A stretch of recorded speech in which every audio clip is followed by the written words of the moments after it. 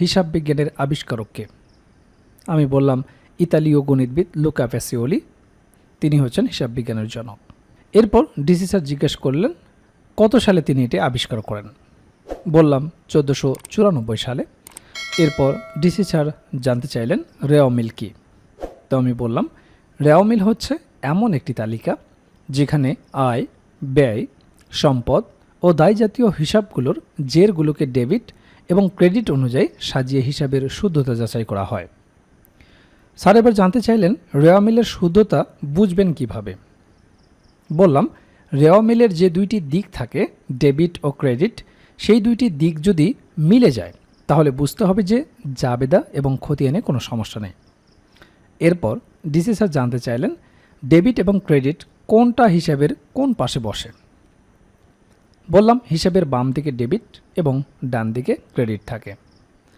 Sir এবার জানতে চাইলেন যে মৌলিক সংখ্যা কী। গণিতের বেসিক থেকে প্রশ্নটি জিজ্ঞাসা করলেন যে মৌলিক সংখ্যা কী।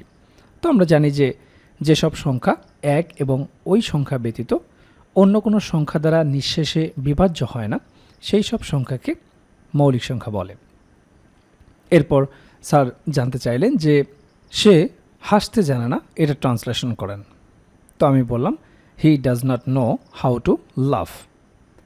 প্রাইমারি ভাইবা দিবেন অথচ অনুবাদ আপনাকে জিজ্ঞেস করবে না, এমনটি হতেই পারে না। অনুবাদ আপনাকে একের অধিক জিজ্ঞেস করতে পারে, কাজেই অনুবাদের উপর ভালো একটি প্রস্তুতি নিয়ে যাবেন। আর অনুবাদ নিয়ে আমাদের একটি ভাইবা নোট রয়েছে যেখানে সুন্দরভাবে অনুবাদগুলো সাজানো হয়েছে। প্রাইমারি ভাইবাই যে অনুবাদই আপনাকে জিজ্ঞেস করুক না কেন ইনশাল্লাহ এই নোট থেকে আপনারা কমন পেয়ে যাবেন। এরপর ডিসি স্যার জানতে চাইলেন গান কবিতা কিছু পারেন। তো আমি বললাম স্যার গান পারি না, তবে কবিতা পারি। ডিসি স্যার বললেন ঠিক আছে বলেন। তখন আমি একটা কবিতার 4 লাইন বলতেই থামিয়ে দিলেন। এরপর ডিসি স্যার এডিসি ম্যামকে বললেন আপনি কিছু জিজ্ঞেস করেন। তখন এডিসি ম্যাম তাকিয়ে বললেন না থাক, আর কিছু প্রশ্ন করব না। ডিসি স্যার মুস্কি হেসে বললেন আপনি আসতে পারেন। আমি সালাম দিয়ে চলে আসলাম। অসংখ্য প্রার্থী আমাদের কাছ থেকে অনলাইনে অর্ডার করেছেন এবং তাদের পার্সেলগুলো পৌঁছে গিয়েছে। আপনারা দেখেন এসবগুলোই হচ্ছে কুরিয়ারে আমরা পাঠিয়েছি, হিসাব ছাড়া আমরা লেবেল দিয়ে রেখেছি। এসবগুলোই হচ্ছে অনলাইনে কুরিয়ার করে নিয়েছেন।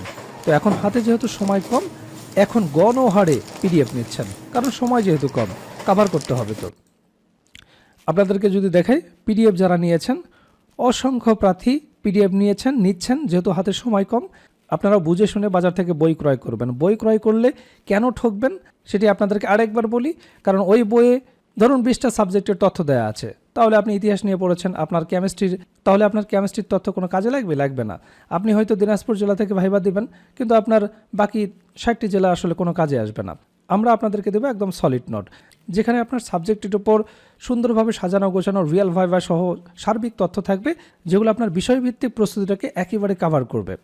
আমাদের এই ভাইবা প্যাকেজে কী থাকবে, কতটা ইফেক্টিভ, দেখুন আমরা প্রত্যেকটা সাবজেক্টের সাথে এটি ক্লিয়ার করে দিয়েছি যে কেন আপনাদের এই ভাইবা প্যাকেজটি অবশ্যই লাগবে। আমাদের প্রত্যেকটা সাবজেক্টের লিঙ্ক দেওয়া আছে, আপনারা এখান থেকে ডেমো দেখতে পারবেন।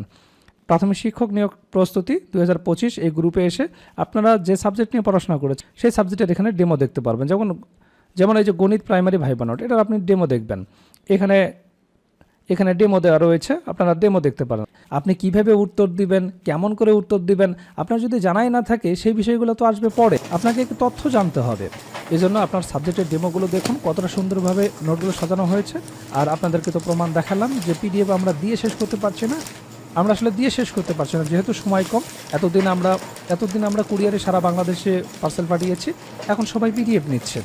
কাজে আপনারা যারা এখনও বুঝতে পারছেন না কী করতে হবে, আর আপনারা তো জানেন যে এইবারে প্রাইমারি ভাইবা হবে সবচেয়ে কঠিন, ফেলের সংখ্যাটা হবে অনেক বেশি। আপনাকে প্রশ্ন জিজ্ঞেস করবে, আপনি উত্তর দিতে পারবেন না, কিভাবে উত্তর দিতে হবে এটা শিখে গেছেন, কিন্তু আপনাকে প্রশ্ন জিজ্ঞেস করেছে আপনি উত্তর দিতে পারলেন না, তাহলে আসলে লাভ কী হলো? এই জন্য এই মক ভাইবা কিংবা অন্য যে বিষয়গুলো আছে এগুলোর আগে আপনাকে আপনার বিষয়ের প্রস্তুতি নিতে হবে। আর এটার জন্য সাকসেস স্পেশাল সাজেশনের কোনো বিকল্প নেই।